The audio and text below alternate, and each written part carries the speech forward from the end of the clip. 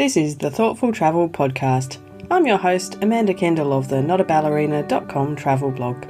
Every episode I'll share travel tales from several fellow travel lovers, and together we hope to entertain and inspire you, remind you of some of your own great travel experiences, and encourage you to hit the road again soon.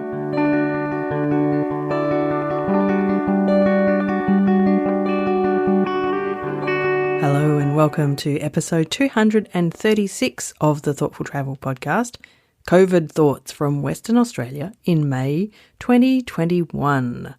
I realise that I haven't talked specifically about COVID-19 and its effects on travel since way back in episode 190, nearly a year ago in June 2020. And so, my experiences of COVID here in Western Australia and my lack of travel are something that I know it's not exactly the same in all parts of the world, and Western Australia and Australia and New Zealand in general have experienced COVID quite differently to many parts of the world. And I thought, for some kind of historical posterity and completeness, I wanted to make another episode about it. I was kind of also prompted to do this because I went to the airport this week. Not to fly anywhere, but it's still my first visit to the airport since January 2020, when my son and I returned from Malaysia, which was our last flight anywhere. And along with that, we had another short lockdown in Perth and another one potentially imminent, but it made me sort of think, okay, I want to record these thoughts, share my perspective from here in relatively, or really very safe Western Australia, because, it's different experience all around the world. And in another year or two, we might start to forget, well, I almost hope we start to forget what this period was like in some respects. I do hope we remember a lot of lessons from it for the future, but we'll see. It's just interesting, I hope it's interesting to have a snapshot in time. I went back to listen to episode 190 to see what I'd said back in June 2020. And it was interesting to see what we thought back then. So hopefully it's nice to put another kind of, another current situation episode out there, and we can look back on that and see what else changes in another year or so's time. So during this episode, I'm going to cover two main topics. First of all, the COVID experience here in Western Australia, and then my thoughts on future travel, especially my own future travel, but in general as well. So let's start with the COVID experience in Western Australia. Back in episode 190, I explained that the Western Australian state border had been closed for a long time, and we'd basically eliminated COVID apart from small numbers of cases in returned travellers in hotel quarantine. So we're very fortunate. We're far away from the rest of the world, and it's relatively easy to close our state border and keep that as a pretty good control because even Perth is a really, really long way, like a day and a half's drive from the state border. There's nearly no population near the border, and it's not a simple thing to just slip into Western Australia.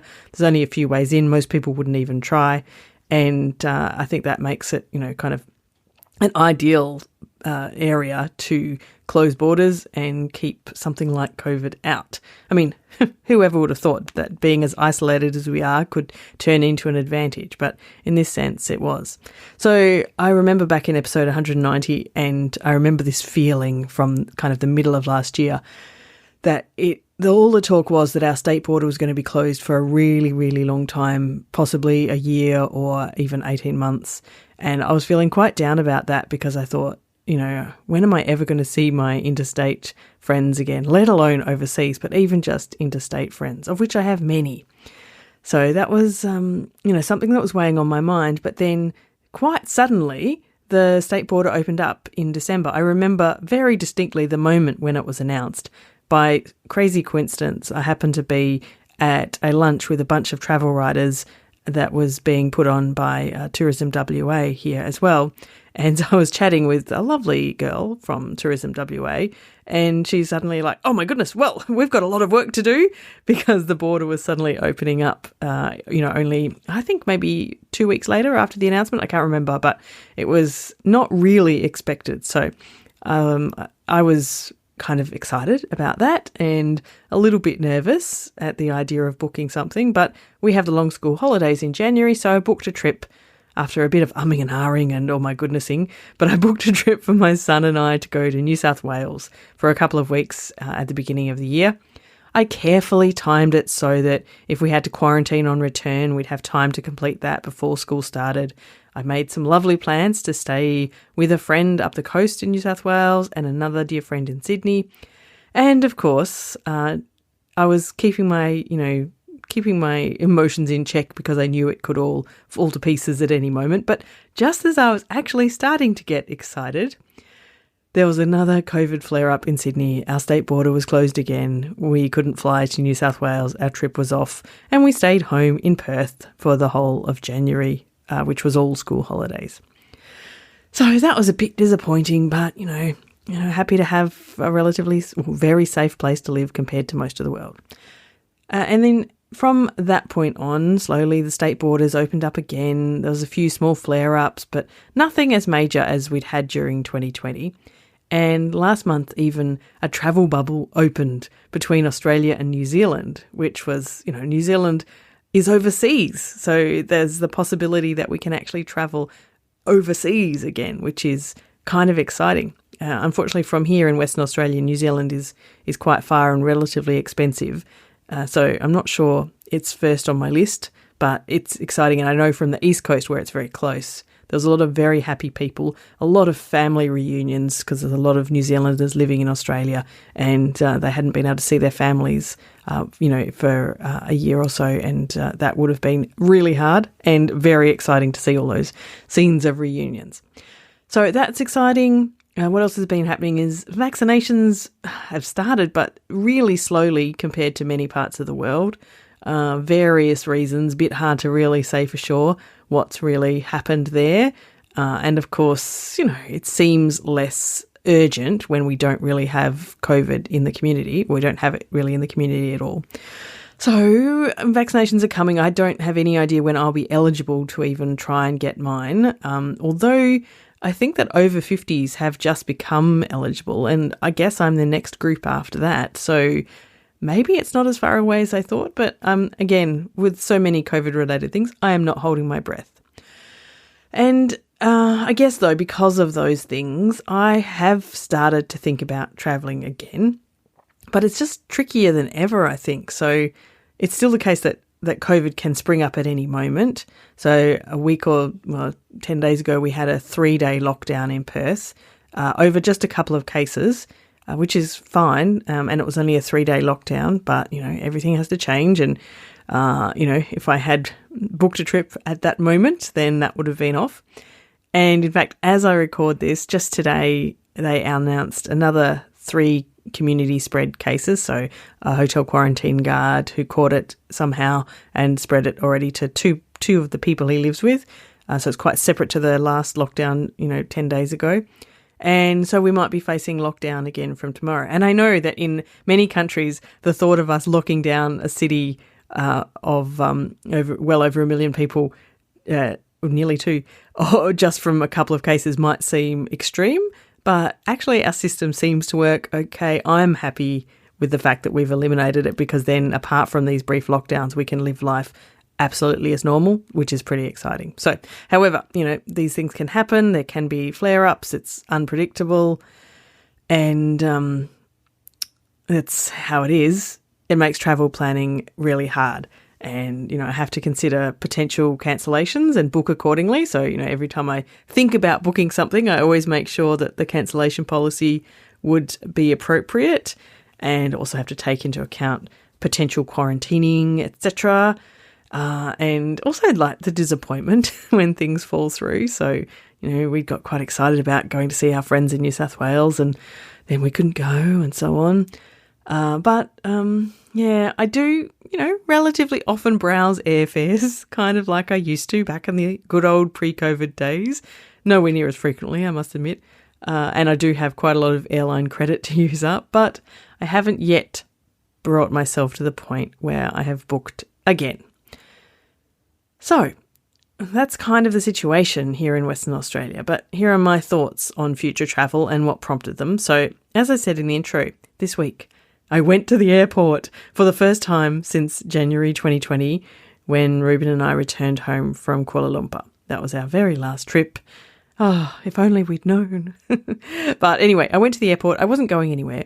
I was meeting a friend who was coming through Perth in transit from Sydney on her way to Broome, and had a couple of hours here in Perth. Now, of course, we'd had a lockdown like only a week before that, and at that time I thought, oh, well, this is off again. This is the friend I tried to visit in January in Sydney, so I thought, well, here we go. We're going to be thwarted again. We're destined to, I got, melancholy. We're destined to never see each other ever again, etc., etc. Of course, fortunately, that wasn't the case, and we were able to catch up, and it was a fabulous reunion. So exciting. I mean, that's one thing for COVID, putting in, these longer times between seeing people makes those reunions even sweeter. And I normally wouldn't go to the airport for just a couple of hours to catch someone, but in this case, who knows when we'll get a chance to see each other again. So it was absolutely worth it. And it was also weird and a bit exciting to be at the airport because, you do get that travel-y kind of feeling when you're at the airport, so that was lovely. While I was there, I also got to chat to a couple of other travel writer friends who were on the same trip as my friend, and they both asked me in normal conversation where I'm headed next. It's the natural question, isn't it? Especially amongst travel writer friends. But I just had to say, I don't know. I don't really have a plan. I have a kid. I have all these multiple kinds of work, and it's just not as easy to have this risky kind of travel where things might get cancelled or changed, and it's just really tricky to fit in this the COVID sensitive travel, I suppose, while I'm juggling other things. So both of these people who asked me don't have kids of their own, and it's easier. I think they're much more independent and don't have to deal with lots of other complications. So perhaps that's it. Perhaps I just feel also a bit of, reluctance / anxiety / I just don't know. I don't know. It just feels weird at the moment. I'm just not ready. But, I could change my tune at any moment. I reserve the right to do that. But at the moment, I don't know. It's got to be the right time and the right place, and then I'll be ready. And I'm sure once I get back on the horse, as they say, the horse being the aeroplane, I will be back out there and really loving travelling again. But perhaps when things stabilise a little bit more, I assume that with more vaccines rolling out, that will help stabilise things, and lockdowns might prove to be quite different in the future. And then, where will we go? I actually asked my son this the other day, and he immediately said Tasmania, because I don't know actually why, because we both love Tasmania, but he's been a couple of times already, and I thought he would probably choose to go somewhere new. So that was interesting. We definitely need to get to New South Wales to see all our friends there that we didn't get to see in January. And I would also love to get to the Northern Territory. I'm obviously looking close to home. One day we'll get to travel properly abroad again, but that's not going to be for quite some time, I don't think, with our border policies. So the Northern Territory, I've been to Uluru, that's it. And really anywhere in the Northern Territory would be great. My son would love it. Happy to go back to Uluru because it's showing my age here. 25 years ago, I think, that I was there. So things have changed. So I'd love to do that. And then just most recently, my son actually started saying, we should go to New Zealand. It's overseas. We get to go to somewhere new, a new country. And I did get a bit excited about that idea too. So who knows where we'll be for our future travel, but it won't be further than that, I don't think, for definitely another year, maybe 2. Don't know. I'm not going to be the first. I'm not going to be a pioneer heading overseas in the early waves of when we are actually allowed out. But I don't know. That's really weird. So I guess that's what I wanted to kind of record and put into podcast history so that we can look back on this and say, oh, look, Amanda, you said you would never do this, or you were going to do this, and look what happened. Because we just really, obviously, we have had it proven to us loud and clear over the last 18 months that we cannot predict anything in this world at the moment, especially related to travel. So, that's my thoughts on future travel from my perspective here. It'll be really interesting to see what happens. Now, before I finish up, the other thing that I did want to mention in these COVID times is I am more grateful than ever for friends and fellow thoughtful travellers around the world. which who help give me a better understanding of what things are like elsewhere, rather than just reading headlines or looking up current COVID stats.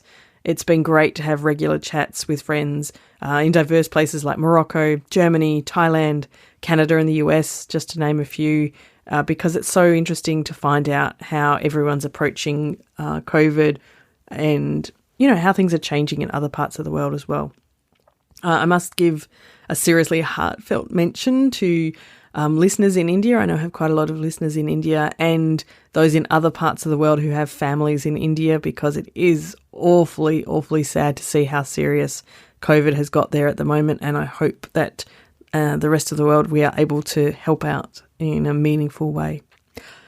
But anyway, that's it for now. I'm hoping it'll be another, nearly a year or so before I feel the need to do another COVID Thoughts episode. And fingers crossed it'll be to say something like, hey, look, the world is opening up. Things are returning to a new normal. And I definitely hope it's a new normal. I would love to see, some things change significantly and us to think about how to be more thoughtful travellers, obviously, because it's what I keep droning on about. So it would be nice that if COVID stops us from travelling thoughtlessly and transforms at least a good chunk of us into being more thoughtful travellers. So fingers crossed. And yeah, I guess I'll come back with another COVID episode sometime in the future, and it'll be really interesting to see what that looks like. So, thank you so much for listening to episode 236 of the Thoughtful Travel podcast.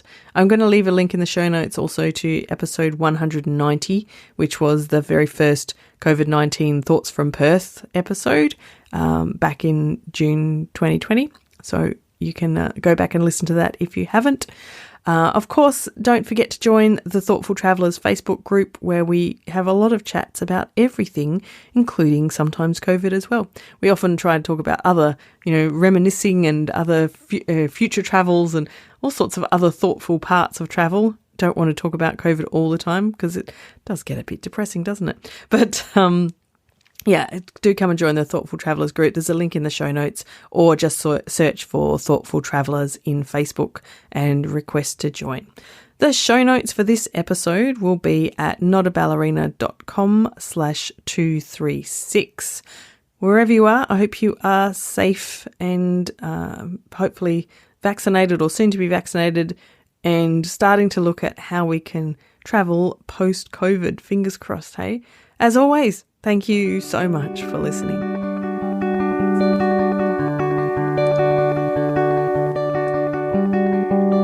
This has been another episode of the Thoughtful Travel podcast. Show notes and other information are at notaballerina.com/podcast. Join me again soon for another chat about why we travel. Bye for now.